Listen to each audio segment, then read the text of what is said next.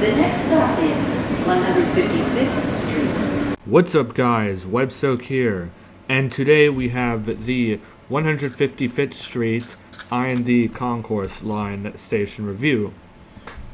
And that's right, I did say review, not tour. So yeah, I guess I am no longer calling these videos tours because I want to change up the style of this a little bit.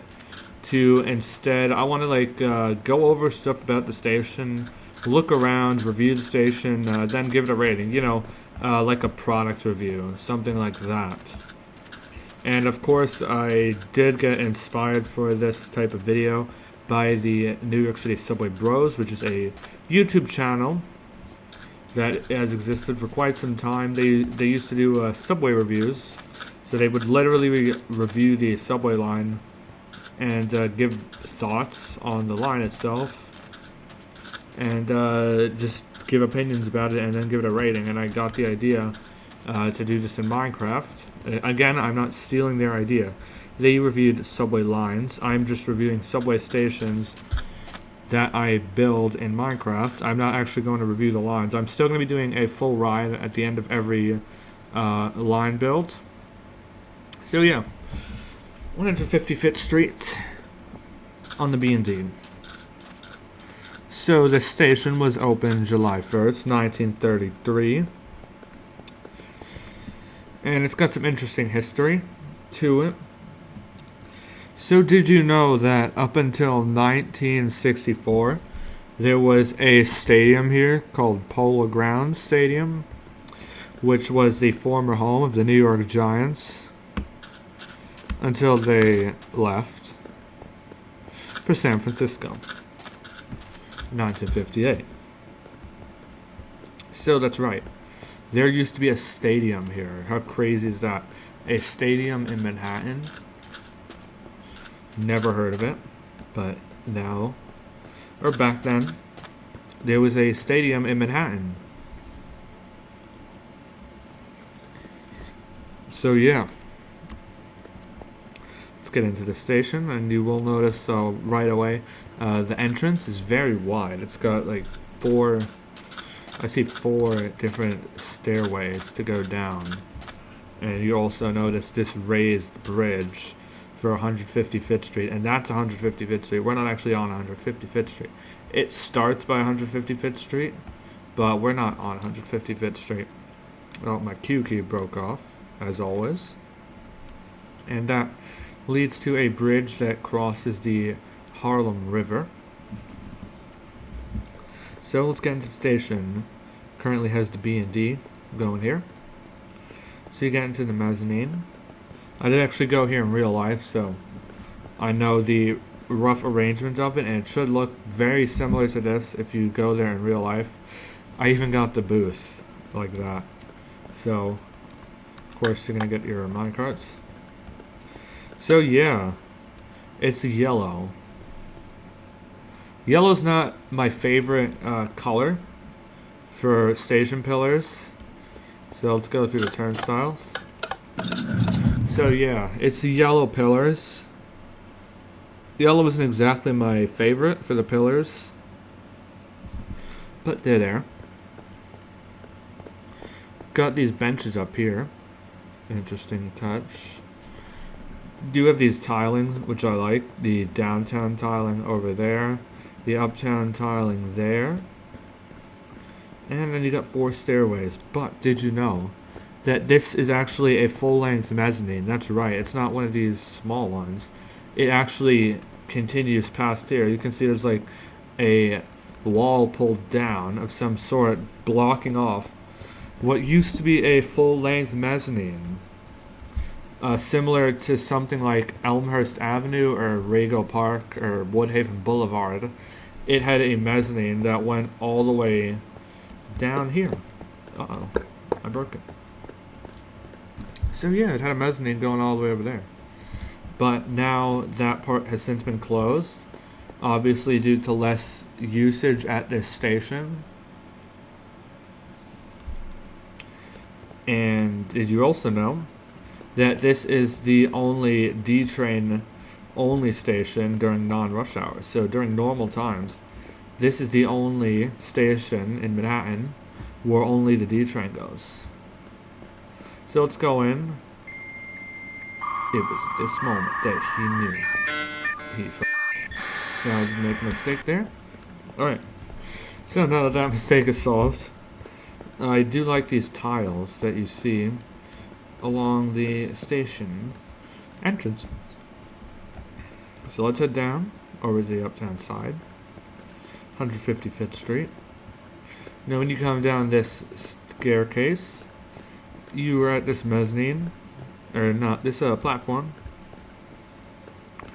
Now Minecraft is angled, but I'll disregard that for the purposes of real life. So, the station, I'm going to be honest, pretty sketchy. Not the station you want to be at night, or even day, for that matter, if I'm going to be honest. Not really the station that you want to be at all, so very sketchy. The D is widely regarded as the most dangerous line in New York City by many, and many can attest to that. So yeah, you immediately just get the vibe that when you come in here in real life, I don't know if you get that vibe in Minecraft, but certainly in real life, you just get the vibe that something is like off, or just does not feel right when you're here. So yeah, 155th Street. It's got these square pillars instead of the I-beam style pillars, which is what the ones upstairs are called. Those are called I-beams. You got like these square ones, fully filled in. Got this tiling across the walls. This I like, the black. You don't really see black ones too often, and I do like that, although I think it's a dominant feature on the concourse line in the Bronx. So yeah, I do like the black tiling there. I think that's very nice looking. And let's head down the platform. Also gonna notice it's got like buff pillars. The reason for that is because it holds up buildings above it, so that makes sense. There is another staircase here, which goes back up. And then you're going to notice that there's these other staircases. But they're close. And that ties into what I said before about there being a full-length mezzanine. So you have staircases that go all the way to the end of the platform because it was a full-length mezzanine. And just like Elmhurst Avenue or some of those Queens Boulevard stops, maybe, I don't know, no, not 65th Street, but I know some of these Queens Boulevard stops that they got in Queens had full-length mezzanines. That went all the way down, and you had staircases. Here we are at the end of the platform, and I did leave some graffiti over here. What's it say? It says web soak. W-E, yep, web soak. I graffitied the tunnel. So, yeah. Don't mind me there graffitiing the tunnels. And you may have also noticed that this is a 3-lane track station. A predominant feature of the hood stations. So let's head over to the other side. I'll show you this sign. Not too much information, but you get the gist of it. You're just going through Concourse to Norwood, so how much is there really to put on the signs? And there you go. You have your NTT announcements there. Or you could even read that as old announcements, but they're meant to be automated. Let's go over to the other side. And let's go here. So same thing here. You are greeted at the ending here with a blank wall. And of course the tunnel will be here. Now I will also point out this is one of those stations that has a extremely high ceiling. Like look up there, the ceiling is ridiculously high. And let me put the brightness up. You can't tell, but maybe you can. There's like cross beams going across there, and that's something you don't usually see. It's like got this like square ceiling design in the track ceiling for the track supports. So we can head back over here. And I'm now looking, there it is, the other announcement, other sign. So yeah, what do I think of this station? I think it is a concourse station for sure. It definitely does have that stadium vibe that you see at stadium stations. It definitely feels very hood in this station. With D-Trains not running here too often, although, yeah, it's not really too often, it's very quiet here, so there's just something eerie about this stop. As well as, although this could be because of the corona, or the malware that affects humans. Could be because of that it's so eerie. But the station just feels emptier than usual, or emptier than it should. Again, there is the malware running around, making people not want to go outside. But even then, it just feels emptier than the other stations, and it's just eerie when you see a subway station that empty. But it could have to do with the malware, so I don't know. But it is just a vibe that I get on all the concourse stations in this area. Really above 125th Street, they're just all empty and eerie. And there is this abandoned tower here, or control tower. And this was for the 9th Avenue elevated line that used to exist before it was torn down. This was some sort of connection management booth. I don't know exactly how that worked, but this somehow let you connect from the 9th Avenue elevated line, which used to run along Columbus Avenue and would continue up, I believe, I don't know, St. Nicholas? What does 9th Avenue become up here? But yeah, this would allow you to connect to the 9th Avenue elevated line. It said something online about tickets. So they must have had some ticket transfer system back then. So yeah. 155th Street. This station did not take me too long to build. I actually built this in under a day. Very unusual for angled stations, especially. Okay, I already showed you guys that. What the hell am I doing? And there's just something eerie about this stop. It's probably the abandoned mezzanine, and when stops have abandoned areas, they just feel eerie. But I'll play the sound here for the R160B that I use on this D line. So the D line in my world is going to be R160Bs. So I'll play the sound.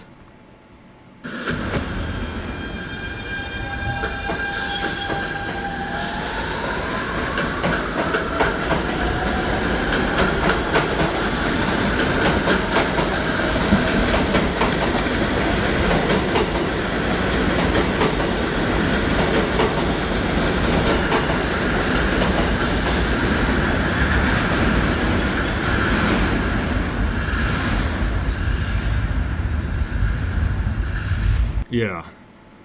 Even with the sound playing, it's just an eerie stop. So I'm gonna head, where can I go? I forgot the benches. Oh no, there's the benches upstairs. We can go over there. So how am I gonna rate this station? Oh yeah, and there was this door here. I don't know what this is for. It might be some employee area, some bathroom. I don't know, creepy door over there. It's just a creepy station, so. What do I rate 155th Street? I'm gonna give it a 5.5 out of 10. So it's gonna get a 5.5 out of 10. That's my rating, just because not too much of a fan of the yellow, and the station feels creepy. And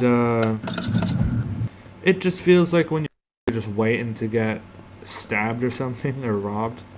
So yeah, that's my rating of 155th Street. Definitely has some cool history, but not a fan of yellow pillars. But I do like the black tiling. So yeah, a 5.5 out of 10 is my rating for 155th Street. The build quality I think is pretty good. My build I think is pretty accurate. But as for the station itself, I'm giving the station a 5.5 rating out of 10 just because I'm not a fan of yellow pillars. The station feels unsafe, and there's something eerie about it. And especially with that abandoned mezzanine. Although those can be done quite well with a good color scheme. But yellow is very creepy. Or not creepy, I just don't like yellow, and the station just feels creepy and eerie. So that's 155th Street. Hope you guys... Actually, if you guys enjoyed this review, leave a like as always. If you guys didn't, I don't care. And, well, I do care. So if you didn't like this, then pretend to and leave a like. And subscribe if you're new. And I'll have another subway station review coming up soon. I'll see you guys later. Peace.